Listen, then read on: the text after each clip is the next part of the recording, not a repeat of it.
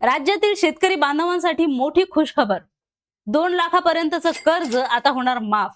आत्ताच हाती आलेल्या माहितीनुसार राज्याचा अर्थसंकल्प मांडत असताना देवेंद्र फडणवीस यांनी 2 लाखापर्यंतचं जे कर्ज आहे शेतकरी बांधवांचं ते माफ केलेलं आहे. ही योजना नेमकी काय आहे, कुणासाठी असणार आहे कर्ज माफी, संपूर्ण माहिती आजच्या आपल्या व्हिडिओत आपण घेऊया.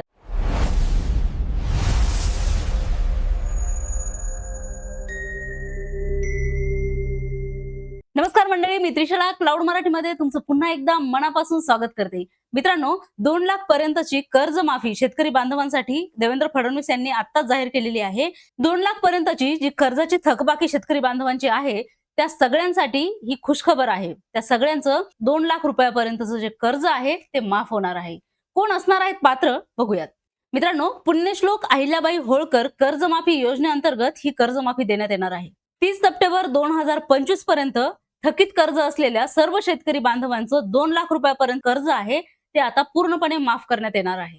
आणि त्याचबरोबर नियमित कर्जाचा हप्ता जे शेतकरी बांधव भरत आहेत त्यांच्यासाठी 50,000 रुपयाचं प्रोत्साहन लाभ सुद्धा या योजनेअंतर्गत दिलं जाणार आहे. या योजनेअंतर्गत 2 लाख रुपयाचं कर्ज माफ होणार आहे, पण कुणाचं? जे शेतकरी बांधव 30 सप्टेंबर 2025 पर्यंत लाभ घेत होते अशा शेतकऱ्यांचं कर्ज माफ होणार आहे. आणि नियमित कर्ज परतफेड करणाऱ्या शेतकरी बांधवांना 50,000 रुपयापर्यंतचं गोपीनाथ मुंडे अपघात योजनेअंतर्गत प्रोत्साहन देण्यात येणार आहे. मित्रांनो, यामध्ये अजून आपल्या मुख्यमंत्र्यांनी काही सांगितलेलं आहे.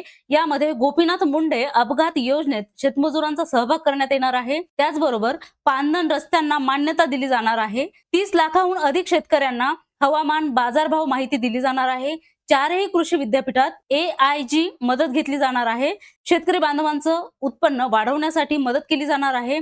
ॲग्रोस्टॉक योजना राबवण्यात येणार आहे. 1,31,00,000 फार्मर ID फेब्रुवारी महिन्यापर्यंत झालेले आहेत. 4 वर्षात भांडवली गुंतवणूक वाढवून पायाभूत सुविधा निर्माण केल्या जाणार आहेत. हे संपूर्ण प्रतिपादन आपले राज्याचे मुख्यमंत्री देवेंद्रजी फडणवीस यांनी आत्ताच्या अर्थसंकल्पामध्ये केलेलं आहे.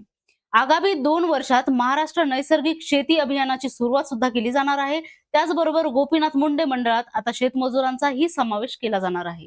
महिला, गोपालक, शेळी पालकांसाठी विविध योजना राबवल्या जाणार आहेत, त्या मी तुम्हाला सांगणारच आहे. त्यासाठी तुम्हाला आपल्या चॅनलला सबस्क्राईब करून ठेवायचं आहे, जेणेकरून या सगळ्या ज्या योजना आहेत ही माहिती मी तुमच्यापर्यंत पोहोचवू शकेल. मित्रांनो, ही छोटीशी अपडेट मी तुमच्यापर्यंत घेऊन आली होती. कशी वाटली अपडेट मला नक्की कमेंट करून कळवा. आवडली असल्यास लाईक, शेअर आणि सबस्क्राईब करायला विसरू नका. धन्यवाद. क्लाउड मराठी.